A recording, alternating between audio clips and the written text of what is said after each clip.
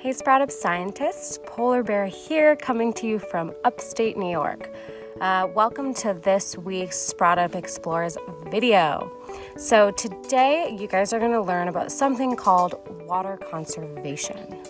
Now, what is water conservation, you may ask? Well, water conservation is when we want to conserve water. They are actions we make in our own lives to help save water, water that we need, water that plants need, and water that all living things on this earth need. Today we're going to answer some questions: what it means to conserve water, where does our water that we use come from, and what does water conservation look like in these two different environments that we're going to get to see. Water conservation is important no matter where you are in the world. Every living thing needs water to survive. We need it, plants need it, and animals need it. So in thinking about water conservation, we start to think about where the water that we use comes from. That might come from the faucet, or when we take a shower, or when we brush our teeth, or when we cook.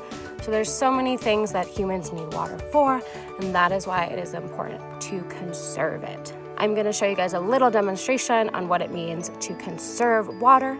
So if you don't already understand what conservation means, don't worry, because I think this experiment will give you a better idea of what water conservation is and how you can measure it in your own home. Hey Sprout Up scientists, so welcome to my bathroom. Now, bathrooms are very important places in our households, and they are also places where we use a lot of water. So let's pause for a second, think to ourselves, what are some things you guys do in the bathroom that use a lot of water? Yeah, so maybe some of you guys thought of things like brushing your teeth, washing your hands, using the toilet, taking a shower, or even a bath. So all of these things include water. So today I'm going to show you guys how much water I use sometimes when I brush my teeth, and we're going to measure that water, and then we're going to think about a way that we could then conserve the amount of water that we're using during that activity. So let's walk over to my little experiment station. So all you need for this experiment is a big bowl, which you're going to place under your faucet, a measuring cup. Any kind is fine, but the bigger the better. You want to hold all that water. And then you need your toothbrush and some toothpaste. So I'm going to brush my teeth for 20 seconds, which actually isn't that long. I think sometimes you're supposed to brush your teeth for a minute, which seems a really long time, but we don't have a minute. So we're going to see how much water I use in 20 seconds of brushing my teeth. All right.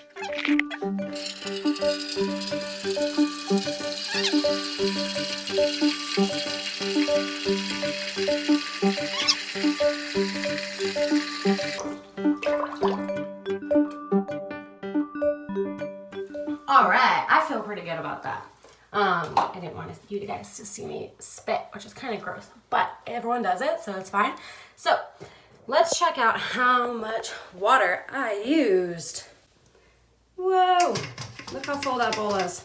So this is how much water I used in about 30 seconds of brushing my teeth. So now we're gonna measure it, and I'm gonna tell you guys how much I used in cups. All right, that's 2 cups. So that's 2 cups to start. If it's another 2 cups, that's 2 plus 2, 4 cups. I'm good at math. Oh, perfect. And that is another 2. So 4 plus 2, that is 6.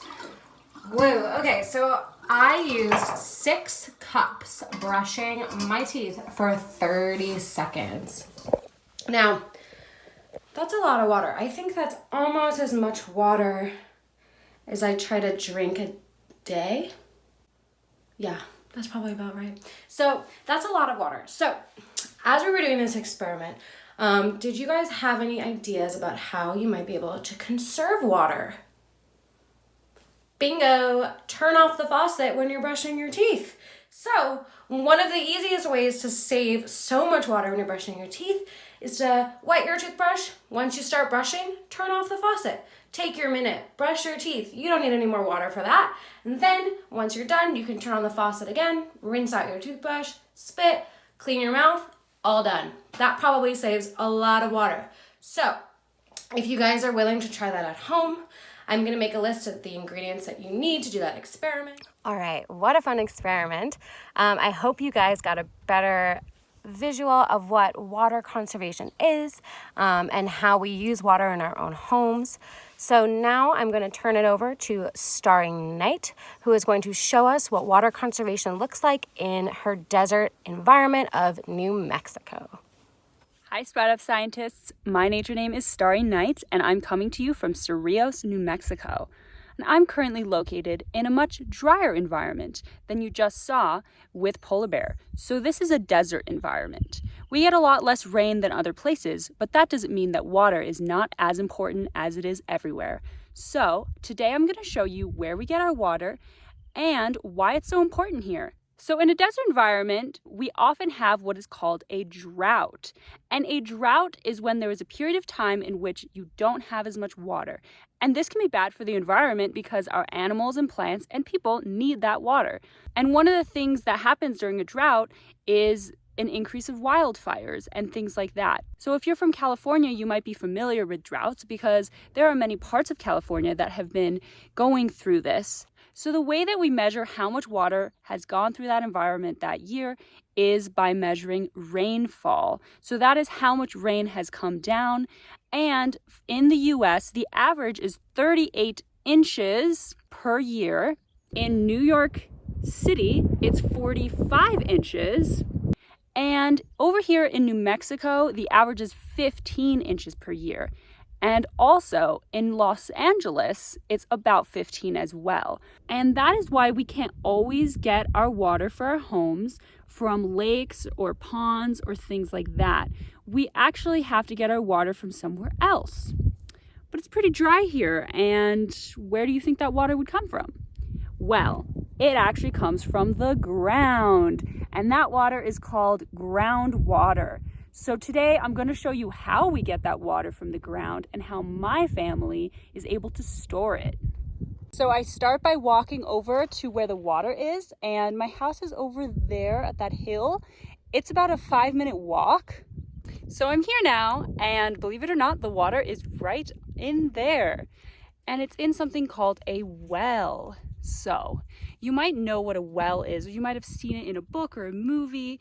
And sometimes you see a well, it looks like a bunch of rocks with a huge hole and you can look down and see water. Well, this well looks a bit different.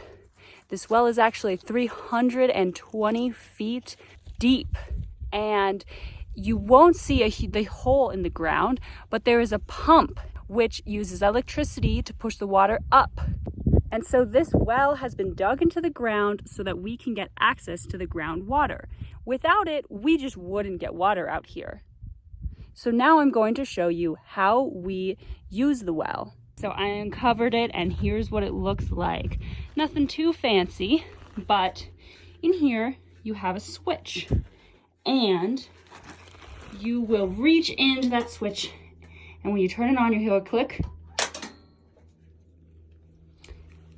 And that means that the well is now on. So now it will start pumping water to our house. All right, so now Indy and I, my cute little doggo, we're gonna start walking back to the house so I can show you where the water is. So Sprout of Scientists, I'm a little out of breath. I just walked up that hill. You know, I'm a little tired. Going to drink some of that water. This is actually right from the well. And can you imagine that water had to travel all the way up this hill to get to our house? So I traveled and it came into this structure right here. This is a water tank and a water tank stores water. So this is how we get the water into our sinks and to take a shower. So this water tank actually stores 3,000 gallons of water. And I wanted to break it down for you so you can get an idea of how much water we use. So the average family in the United States uses about 300 or more gallons of water a day. So that would be 10 days of this tank. Our family doesn't use quite as much water. We use about 120 gallons per day. And so it would take us about 25 days to use all the water in this tank. but we turn on the well, like I just showed you, every 4 or 5 days. So as you can see, in my home, it's very easy to measure how much water we use because we always have to be filling this tank. So one thing about groundwater is that it doesn't last forever. It will dry up if you use too much of it. So we do need to be careful about how much groundwater we use. And that's why conserving water is so important. So with that, let's head over to Clementine. She's gonna show you how water is used in a city and how to clean it. Because here, our well water is very clean and I can just drink it. But in the city, it might be a different story. So let's check that out. Hi Sprouts, Clementine here. So today I'm going to be talking about how rain is collected and runs through a city. Has anyone thought of where the water goes after it rains in the city? So it hits the ground, right? And then it sinks into the soil and goes down the drain. But it turns out that a lot of our cities have concrete, and that means that if it hits the concrete, it'll slide down and go directly into the ocean because there's not too much soil in cities to absorb that water. So what's the big deal of water going directly into the ocean?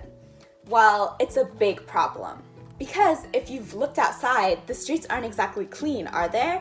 There's trash, litter, chemicals, oil from the cars, all this bad stuff. So if no one stops it, all these things will go into our ocean and the fish and all these sea creatures will be affected by them. And that's bad news. So how do you all think we can stop this?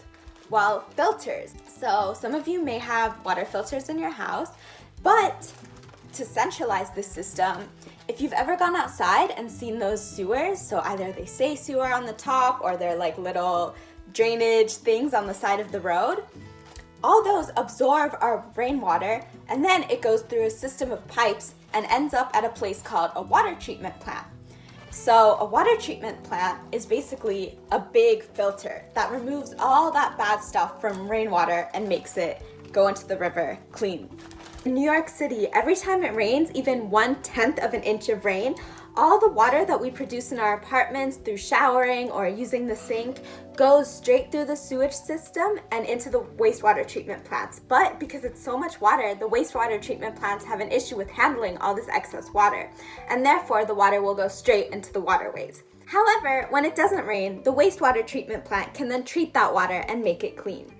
Therefore, when it's raining, it's not that great to shower during a rainstorm. So now we're gonna make our own filters so you all can see the process. First thing we're gonna do is make our dirty water. So here we have some things. So we have some cotton balls to represent the sewage, and then we have some plastic to represent trash. We also have some coffee powder to show the dirt. And then we have some sticks and little pieces of twig to show all the natural stuff that gets into our sewer system. So we also have some oil because, as you know, sometimes gasoline can get into water or things like that. So we're gonna combine all of these to make our dirty water now. Okay, so after we got all our ingredients together, we're gonna cut up a water bottle that looks like this. And this can represent our filter system. So you can see that this looks kind of like a funnel, so the water will go through there. Then we're gonna take a coffee filter and just put that on top to represent the filter. Okay, so what I'm gonna do is, you can see I took my coffee filter and added it to the bottle. And now I'm just gonna start adding some of the pieces of trash we have. So here I have some plastic and some cotton balls. And you can just put them in your coffee filter. Then I'm gonna take our disgusting sewage water and pour it through the filter, and let's see what happens. So I got this by just adding the coffee powder and the oil to regular water. And then I'm just gonna pour this through, and you can see what happens. So our filter is trapping some of all that dirt and the rocks, and it's coming out clear. So you can see that this isn't clear, but let's do it a few more times. So you can see that every time I do it, it becomes more and more clear. So if you remember, in the beginning, this was really dark, and now it's less. So after I did that a few more times, our water became almost clear. And you can see how that really compares to that disgusting, icky water we had before, right? So look at all the things our filter caught. So first of all, we can see how it caught some of our trash or plastic, and then you can see how it caught our cotton balls. They got really soft after they were exposed to water. And then you can also see some branches here. And then you can see all these black dots, which represent the dirt and sewage and everything. So it would be really fun if you guys could do this experiment at home, and you can really see what happens to water. All right, thank you to Starry Night and Clementine for showing us what water conservation means in their different areas. So, as you guys can see, water conservation is different wherever you are in the world. It also means different things to different people. Not everybody has to take the same actions to conserve water. You can do your own little thing, and that would make a difference in water conservation. So we looked at a desert environment in New Mexico, and we also looked at a city environment. So you guys can take all of this information and maybe do some research on your own neighborhoods or cities and see where water comes from where you are. Does it come from a well? Does it come from ground? There are many different places that fresh water comes from. So again, water conservation is important no matter where you are. And it's important because we need water. All living things need water to survive, and we want to save as much as we can. So don't forget to fill out the fun sheets and the second nature activities that you can do with your grown-ups at home. We've got some fun stuff to do with water conservation. And thank you guys for joining us on this week's Sprout Up Explores. We hope to see you next week. All right, props time. Props. All right, thanks guys, bye.